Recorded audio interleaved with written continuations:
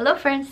Right now it's around 2:40 p.m. in China. I really wanted to start filming first thing in the morning, tell you how I slept, show you my breakfast.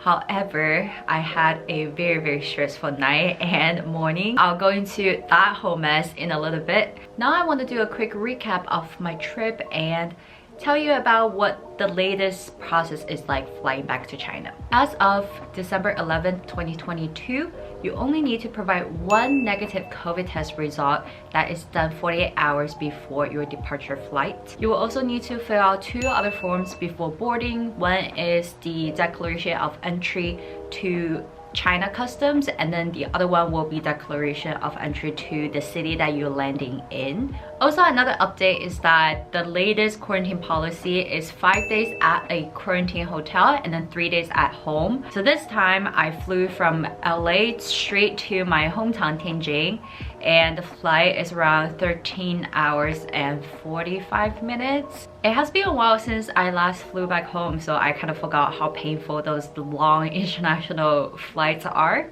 Once you land, you will deplane based on your row and seat number from front to back. After you deplane, the process got a lot easier than last time I flew about a year and a half ago.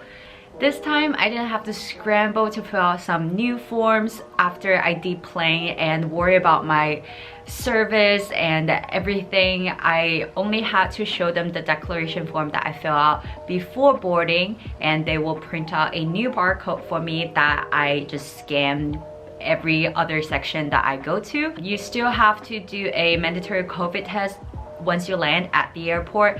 They only tested through the mouth instead of poking into the nose for me. The rest of the process, a lot of it just waiting. We were waiting for the bus to come for a good amount of time, and then once we boarded the bus, we were waiting on the bus for another, I would say, 30 to 40 minutes until they bring all the luggages from the plane to a factory like place, and then they call everyone off the bus to find your own luggage.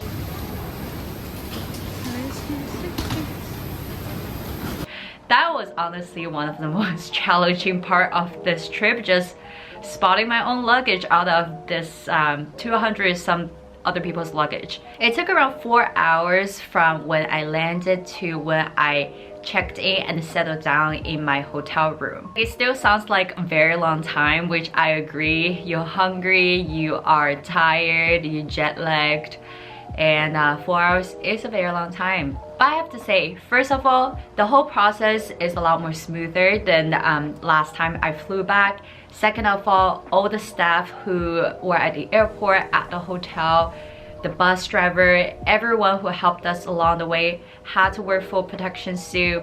It's difficult for them to eat, to take a break, to go to the bathroom even. So I still feel like we cannot really complain about how long that we have traveled. I'm not sure if they're gonna change this later, but if you're taking the same flight, make sure that you bring yourself meals, because they actually don't provide anything more than a box of cookies and very dry bread and 3 bottles of water for you on the plane for this entire trip. I only came prepared this time because my dad, who flew a couple months ago the same flight, really starved on the plane because we had no idea that they would not provide any sort of food on the flight. And now let me tell you about my biggest stress since I landed.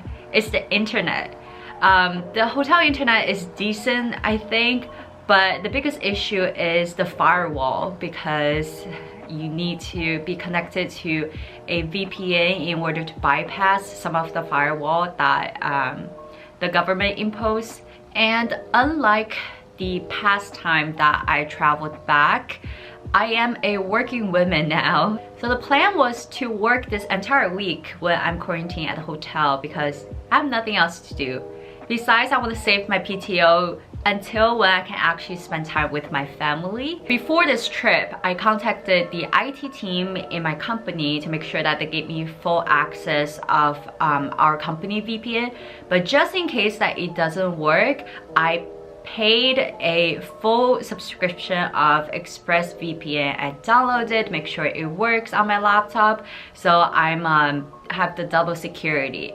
However, neither worked when I came here. With my company's VPN, you need to log into your own account in order to access it. However, I can't even go through the login page because it's banned in China.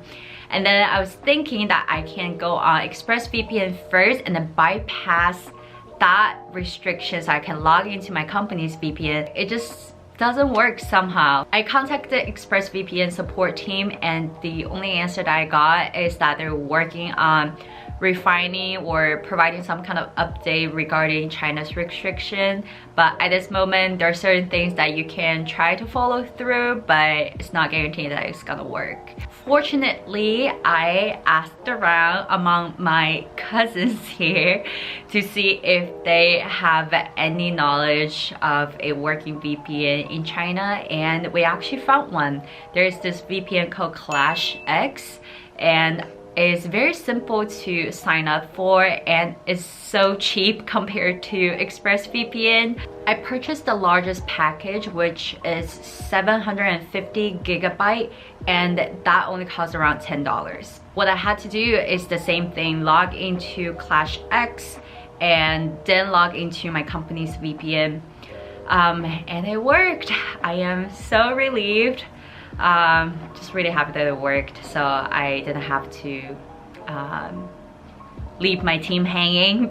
So that is a quick recap of my trip. Comment below and let me know if you have any questions regarding flying back to China, quarantining at a hotel, and everything that comes after it. And stay tuned to find out what my life is like working remotely from China.